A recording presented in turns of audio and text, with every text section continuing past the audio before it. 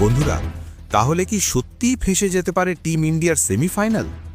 দুটো মারাত্মক ম্যাচ সামনে, চারদিকে শুধু বড় বড় বিপদ ভারতের সামনে, আর সেমিফাইনালে যেতে হলে দরকার অন্তত 6 পয়েন্ট।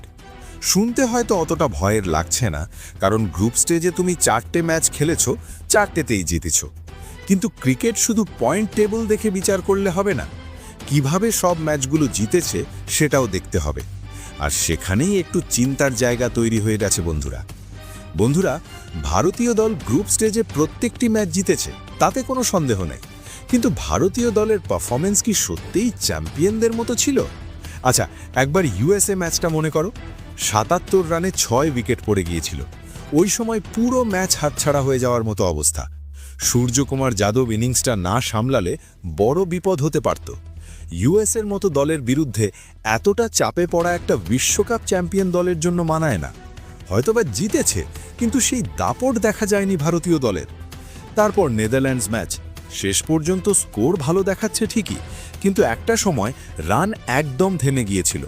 শিবম দুবে কয়েকটা বড় শট মারার পর স্কোর বাড়ে, কিন্তু পুরো ম্যাচে চাপমুক্ত ছিল কি? মাঝখানে এমন সময় এসেছে যখন মনে হচ্ছিল ম্যাচটা আরও টাইট হয়ে যেতে পারে। মানে গ্রুপ স্টেজে জয় আছে, কিন্তু খেলায় অনেক সময় যথেষ্ট হাড্ডাহাড্ডি দেখা গেছে। আর যদি এবার ব্যাটিং নিয়ে কথা বলি, ওপেনিং ঠিকমতো কাজ করছে না। অভিষেক শর্মা এখনও বড় রান করতে পারেনি। ওপেনার যদি শুরুতেই আউট হয়ে যায়, তাহলে পুরো চাপ পড়ে মিডল অর্ডারের ওপর। তিলক ভার্মা রান করছে, কিন্তু টি-20-র গতিতে না। অনেক সময় বল প্রতি 1 রান টাইপ ইনিংস খেলছে, কঠিন পিচেও আটকে যাচ্ছে। এই মুহূর্তে দেখলে মনে হয় ঈশান কিষানের ওপরই অনেকটা ভরসা। ও ভালো খেললে দল এগোচ্ছে, না খেললে ব্যাটিং ভেঙে পড়ছে। একটা বড় দলের জন্য এটা ভালো লক্ষণ না।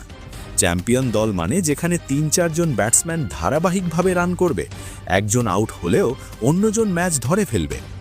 এখন সামনে সুপার 8, এখানেই আসল পরীক্ষা। এখানে আর ইউএসএ, নামিবিয়া বা নেদারল্যান্ডস নেই।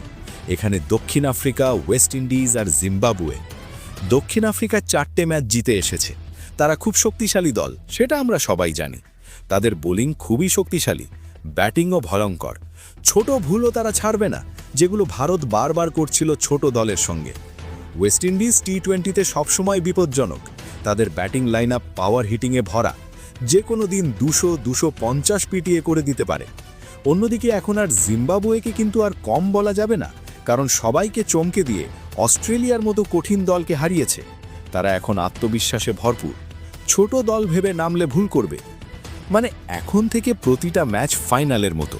এখানে একটা খারাপ দিন পুরো সমীকরণ পাল্টে দিতে পারে। সেমিফাইনালে যেতে হলে অন্তত 2টো বড় ম্যাচ জিততেই হবে। যদি দক্ষিণ আফ্রিকা বা ওয়েস্ট ইন্ডিজের বিরুদ্ধে হেরে যাও, তাহলে হিসাব জটিল হয়ে যাবে। নেট রান রেট, অন্য ম্যাচের ফল, সব কিছু মাথায় রাখতে হবে। আর একটা বিষয়, এখনও পর্যন্ত তুমি চাপের মধ্যে খুব ভালো ব্যাটিং দেখাওনি। যদি সুপার 8-এ আবার 70-80 রানে 5-6 উইকেট পড়ে যায়, তখন বড় দলের বিরুদ্ধে ফিরে আসা কঠিন হবে। ইউএসএর বিরুদ্ধে যেটা পারলে, দক্ষিণ আফ্রিকার বিরুদ্ধে সেটা হয়তো সম্ভব হবে না।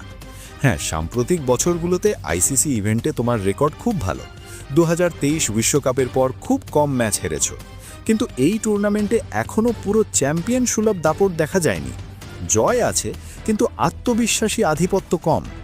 এখন সামনে 2 বড় ম্যাচ, একটা দক্ষিণ আফ্রিকার বিরুদ্ধে, একটা ওয়েস্ট ইন্ডিজের বিরুদ্ধে। এই 2 ম্যাচেই বোঝা যাবে তুমি সত্যিই নাম্বার 1 দল কিনা। জিম্বাবুয়েকে হারানো সম্ভব, কিন্তু বড় 2 দলের বিরুদ্ধে ব্যাটিং আর বোলিং দুটোই 100% দিতে হবে। সব মিলিয়ে অবস্থা এমন, তুমি এখনও শক্ত জায়গায় আছো, কিন্তু একদম নিরাপদ না। সুপার 8-এ ভুলের জায়গা খুব কম। একটা ম্যাচ হাতছাড়া মানেই চাপ, 2টো মানেই বিদায়ের সম্ভাবনা। এখন প্রশ্নটা তোমার কাছে। তোমার কি মনে হয়, ভারত সহজেই সেমিফাইনালে যাবে, নাকি সত্যিই একটু ফেঁসে যেতে পারে?